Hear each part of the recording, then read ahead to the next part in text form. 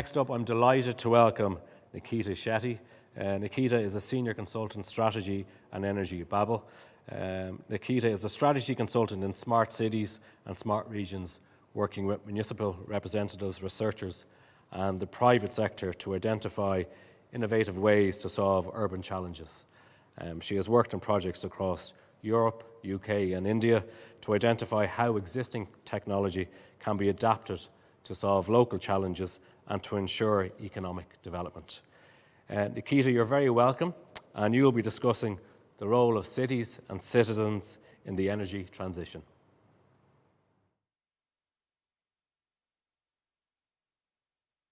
Much for the introduction, and happy to be sharing a little bit about the role of cities in this transition and being part of this. Can you see my slides already? You do. Okay, perfect. I just go back to the first slide, was testing my clicker. Great. So today I'll be talking in the next 15 minutes about the role of cities and citizens in the energy transition. And it's a great time to be here and discussing this. I'm just going to try to... So the clicker doesn't work. Could I go to the next slide, please? Thank you. Great. So we're at a very important time currently where you all have been already discussing about this, that climate action is extremely important. Governments are now taking this action very seriously. So as most of you might be aware, the Irish Climate Action Plan, the National Action Plan, was released just a week or 2 weeks ago with the ambition to halve greenhouse gas emissions by 2030 and reach net zero by 2050. It tells us how important it is for us to take an action. Also, the European climate law really makes this whole agenda, which is there on being net zero by 2050, is now a law where each of the member countries needs to achieve this. Today, we're going to talk a bit about why the role of cities is important. And I first want to take a step back and think about what are cities? You know, why would they play a big role? So maybe taking a step back on what cities are. And if we go to the next slide. When we think about cities, it's generally topics such as density that comes into our minds, right? It's large and dense human settlements. Now, during the pandemic, we've noticed that this also has many challenges, right? In terms of the COVID-related challenges being the proximity which has resulted in rise in the spread of the disease. But having dense human settlements has many benefits. Actually, you as part of a business district would know this much better, right? Being together helps us aggregate demand for services. When you think about a city, providing public services is much more efficient in such a dense environment. It also fosters collaboration and innovation. So you all working in the premises together, working in this area together, you have so much more opportunity to collaborate, to think of new ideas together. You would be aware of what others in the area are doing, increasing the chances of new innovation. There's actually research showing that there's much more innovation, so research papers and patents registered from urban areas as compared to rural areas because of the collaboration it brings in. Cities are also economic drivers in the whole process. And now let's take a look into why are cities so important in the sustainable transition. So it's more about, we know that they bring in these benefits of aggregated services, improved efficiency, and so on. And why are we thinking so much about cities in this transition? If we go to the next slide now, cities account for more than half the human population. And, it's surprising to think about it because they cover only 2% of the Earth's land and land area, and they still account for way higher emissions. They are responsible for 80% of the GDP, which also results into that they consume 2/3 of the global energy and account for 70 to 80% of the GHG emissions. In the next slide, we can see that if we go to the next slide, we can see that these tiny dots, which we see on the map here, are actually 100 urban areas that account for 80% of the global carbon footprint. So you can see the impact these tiny 18 dots are having on the global greenhouse gas emissions. In the next slide, we can see that cities are home to many challenges, actually. So, we spoke now about greenhouse gas emissions, but when it comes to many of the other aspects, such as, the high population density results in increasing energy demand, increasing individual mobility, which is definitely leads to congestion and so of the other challenges that we look at, urban sprawl, societal challenges, scarce resources, rising commodity prices, climate change. So you know that there are a lot of challenges in the cities. But that also gives us a great opportunity, right? We have condensed areas across the globe where if we take the right action, we can have such a big impact on reducing our greenhouse gas emissions. So while they are areas where there is a lot of challenges, origins of a lot of challenges, there are also places where we can have tremendous impact through actions that we take there. In the next slide, one of the key aspects of the cities is also that they have the drive to take action against climate change because they are at risk due to climate change. Fog, because of air pollution, which has led to very bad climate in the cities, so environment in the cities, also the urban heat island effect where, the temperature is really rising, floods. So many of these causes, and they're not just happening in coastal areas, they're happening all in every city pretty much.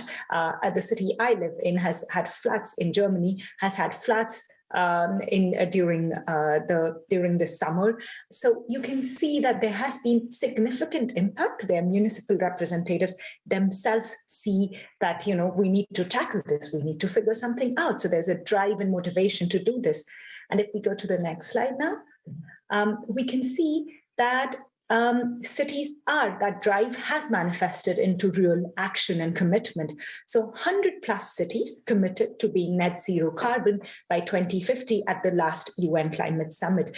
At the COP26, many of these have reaffirmed this, and there have been many more cities who have committed to this.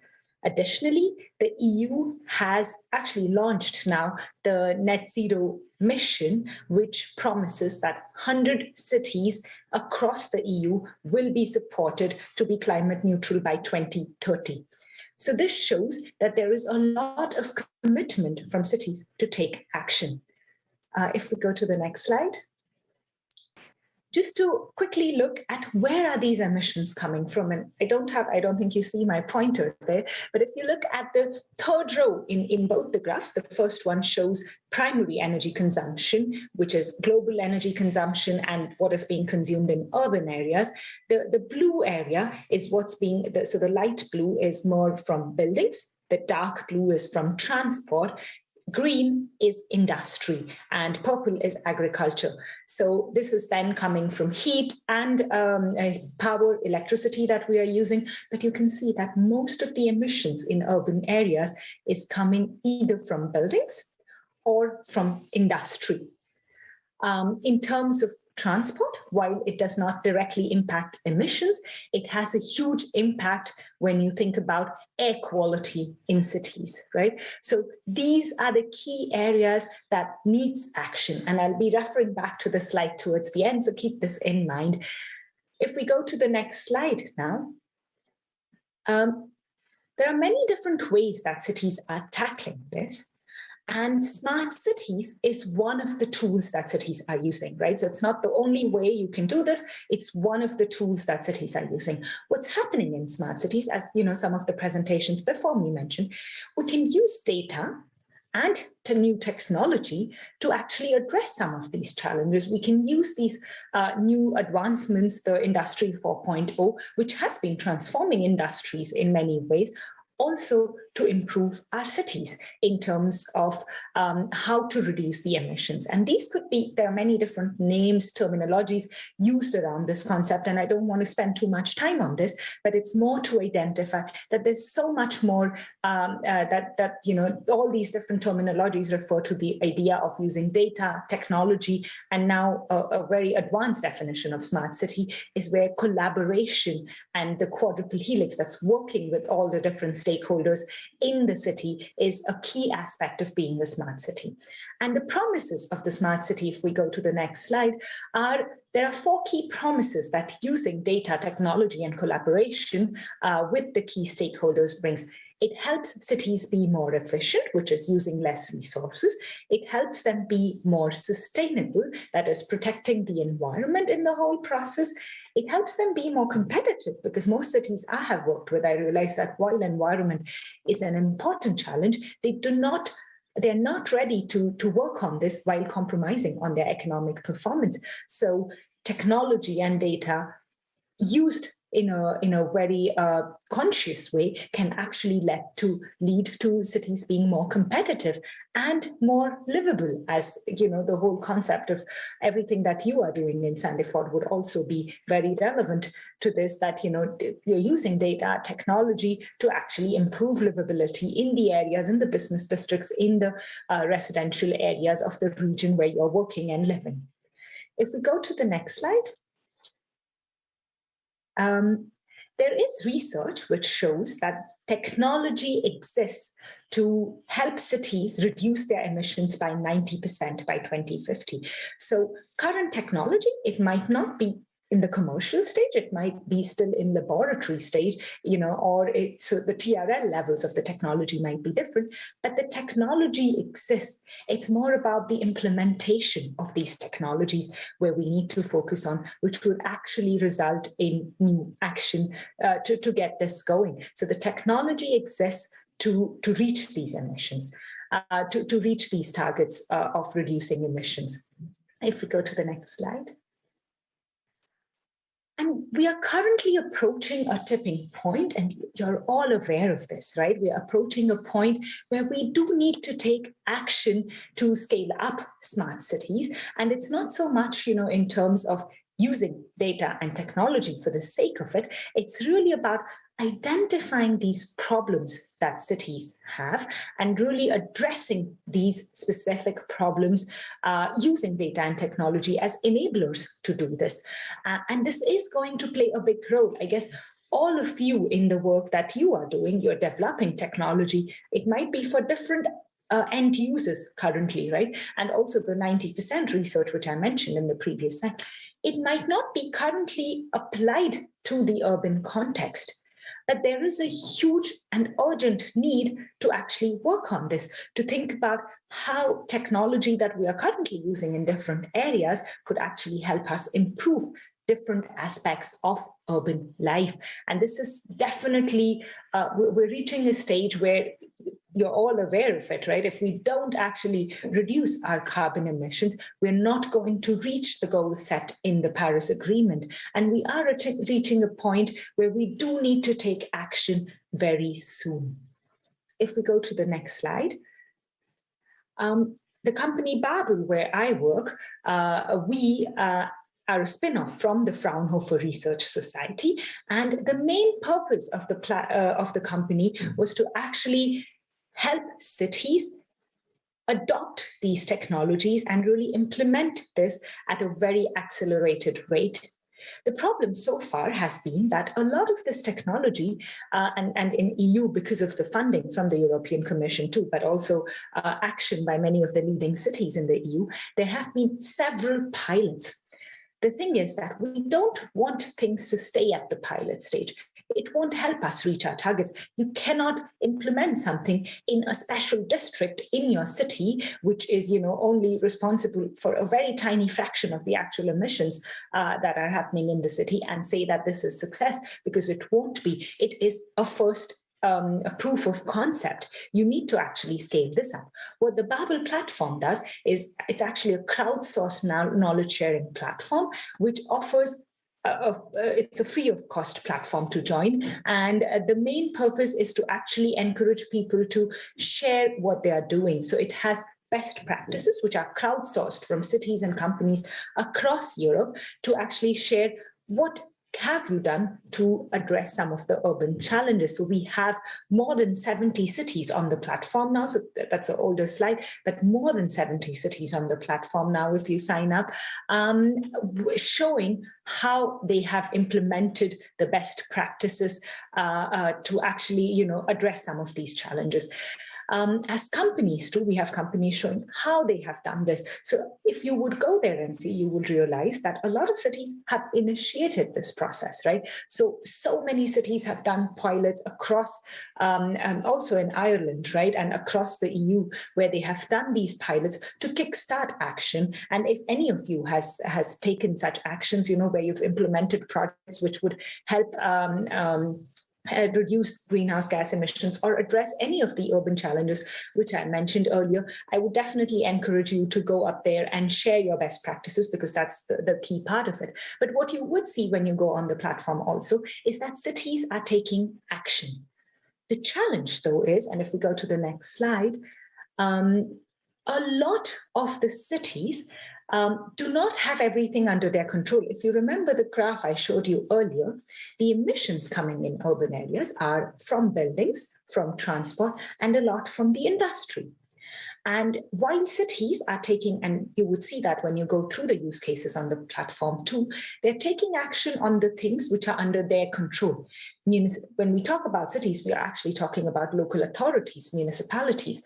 They have things under their control, as in schools, other public buildings, social housing, and so on, which in terms of buildings emissions, they would take action. And there has been significant action being taken in this area. When it comes to public transport, they're really trying to improve this public transport. And there is action, maybe not as much as needed yet, but they have started taking action. But there are some areas which cities cannot do yet.